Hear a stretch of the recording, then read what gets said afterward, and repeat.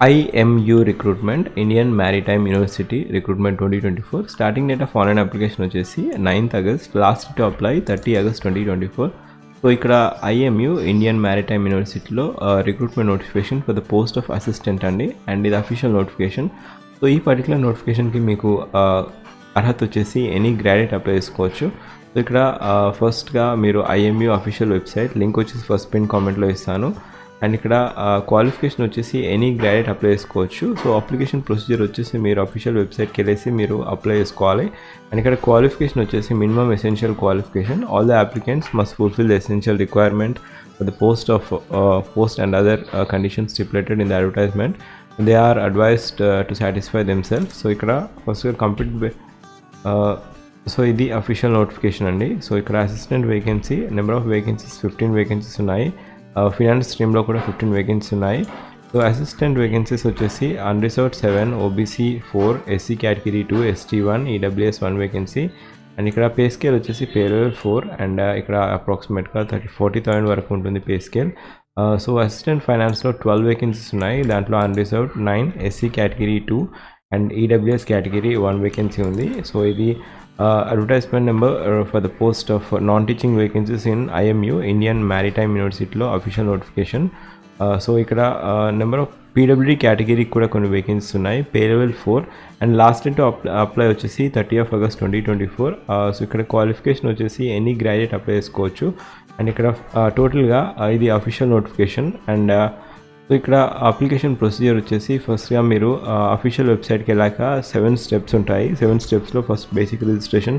Personal details ఇంకా qualification details relevant experience ఎటువంటి experience అవసరం లేదు 0 NA నాట్ అవైలబుల్ అని అప్లోడ్ చేయాల్సి ఉంటుంది and photograph signature requested documents and తర్వాత అప్లికేషన్ ప్రివ్యూ చూసుకొని అప్లికేషన్ ఫీ పే చేయాల్సి ఉంటుంది so fee once paid will not be remitted the candidate who are interested to apply మీరు అండ్ ఇక్కడ ఈ అఫీషియల్ వెబ్సైట్కి వెళ్ళేసి మీరు అప్లై చేసుకోవచ్చు అండ్ మోర్ ఓవర్ ఎటువంటి హార్డ్ కాపీ పంపించిన అవసరం లేదు సో ఇక్కడ మీరు అప్లై చేసే ముందు 10+2 సర్టిఫికేట్స్ ఇంకా cost certificate recent cost certificate UG certificate with grade provisional certificate and ఇంకా రిలవెంట్ సర్టిఫికేట్స్ అన్నీ మీరు ఒక ఫోల్డర్లో డాక్యుమెంట్ చేసి మీరు అప్లై చేయాల్సి ఉంటుంది మ్యాక్సిమం క్రైటీరియా వచ్చేసి 35 years అండి అండ్ ఇక్కడ SC ST PWD కేటగిరీ వారికి ఇంకా OBC కేటగిరీ వారికి as per the government norms relaxation ఉంది OBC కేటగిరీ వారికి అయితే 3 years ఆఫ్ ఏజ్ రిలాక్సేషన్ ఒకవేళ SC ST కేటగిరీ వారికి అయితే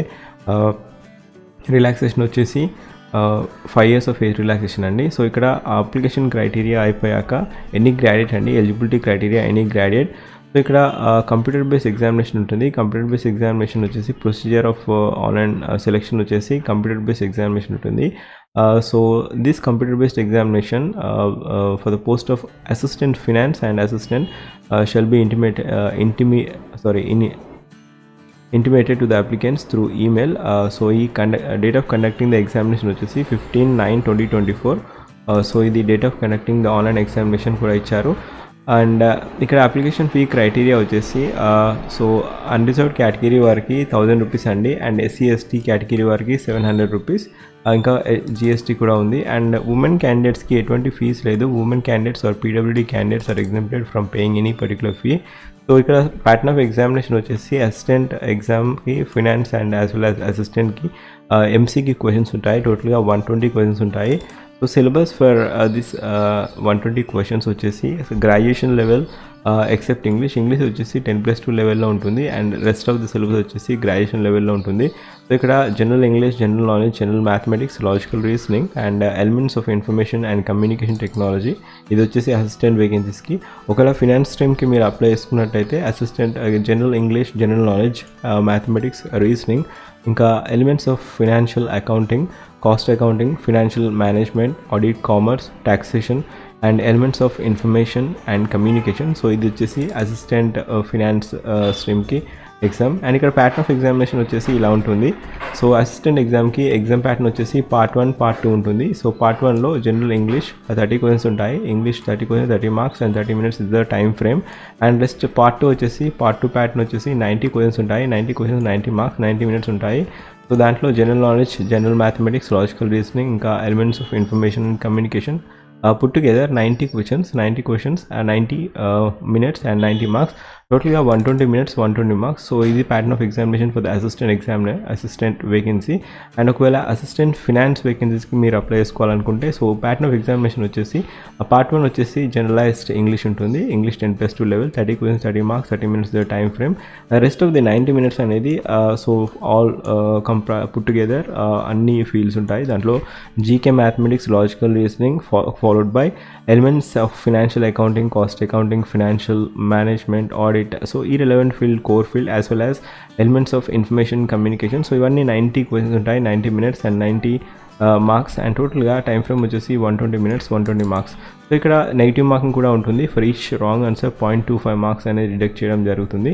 so online computer based examination వచ్చేసి ఈ పర్టికులర్ సిటీస్లో మాత్రమే ఉంటుంది. మన తెలంగాణ ఇంకా ఆంధ్రప్రదేశ్లో అయితే హైదరాబాద్ ఉంది.